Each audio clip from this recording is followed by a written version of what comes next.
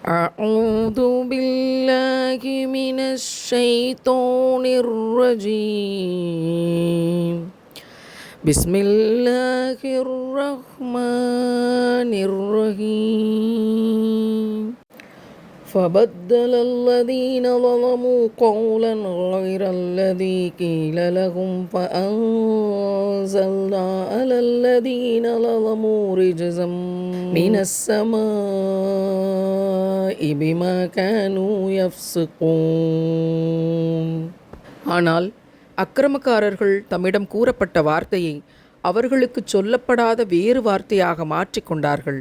ஆகவே அக்கிரமங்கள் செய்தவர்கள் மீது இவ்வாறு அவர்கள் பாவம் செய்து கொண்டிருந்த காரணத்தினால் வானத்திலிருந்து நாம் வேதனையை இறக்கி வைத்தோம்.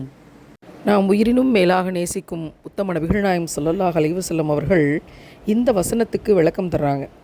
இஸ்ரவேலர்கள்ட்ட அல்லாஹ் இப்படி சொல்கிறான், நீங்கள் அந்த ஊருக்கு போகும்போது அதன் தலைவாயில் வழியாக பணிவோடு நுழையுங்கள். அப்படி நுழையும் போது ஹித்தத்துன் மன்னிப்பாயாகன்னு சொல்லுங்க அப்படின்னு சொன்னான். ஆனால் அவர்கள் என்ன செஞ்சாங்கன்னா, ஹித்தத்துன்கிற வார்த்தையை ஹப்பத்துன் அப்படிங்கிற வார்த்தையாக மாற்றிட்டாங்க. சொல்லப்படாத வார்த்தையை மாற்றி அவர்கள் அப்படி செல்வதற்கு பதிலாக ஹப்பத்துன்னு சொல்லி தங்களுடைய புட்டங்களில் ஊர்ந்த வண்ணம் நுழைந்தார்கள். இப்னு அப்பாஸ் ரலியல்லாஹு அன்ஹு அவங்க இந்த வசனத்தை பற்றி பேசும்போது, அந்த சிறிய தலைவாயில் வழியாக குனிந்து போங்கன்னு அல்லாஹ் சொன்னான். ஆனால் அவர்கள் புட்டங்களால் முன்னோக்கியவாறு நுழைந்தார்கள். எப்படி மாற்றிட்டாங்க? ஹித்தத்துன் அப்படிங்கிறத ஹிந்தத் அப்படிங்கிற கோதுமை என்ற பொருள்படும்படி மாற்றிட்டாங்க. பணிவோடு ஊருக்குள் நுழையுங்கள் என்று கட்டளையிடப்பட்ட அவர்கள் தலையை உயர்த்தியவாறு தன் புட்டங்களில் ஊர்ந்த வண்ணம் நுழைந்தார்கள் அப்படிங்கிறதா மாற்றிட்டாங்க.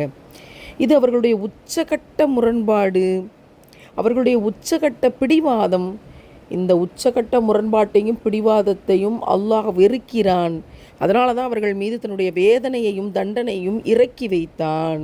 இதைத்தான் அல்லாஹ் சொல்கிறான், எனவே அநீதி இழைத்தவர்கள் மீது அவர்கள் குற்றம் புரிந்து கொண்டிருந்த காரணத்தினால் வானத்திலிருந்து நாம் வேதனையை இறக்கினோம்னு சொல்கிறான். இன்றைக்கி குற்றம் புரிந்து கொண்டிருக்கிற பல பேர் யார் கேட்க போகிறா, எது நடக்க போகுது, அல்லாஹ்னு ஒருத்தனை கண்ணில் பார்த்தோமா என்று சொல்லிக்கொண்டே குற்றத்தை செய்து கொண்டிருக்கிறார்கள். அல்லாஹ் பார்த்து கொண்டிருக்கிறான். அவர்களுடைய முரண்பாடும் பிடிவாதமும் உச்சகட்டமாக ஆகிற போது வானத்திலிருந்து அவன் வேதனையை இறக்குவான். இது சத்தியம்.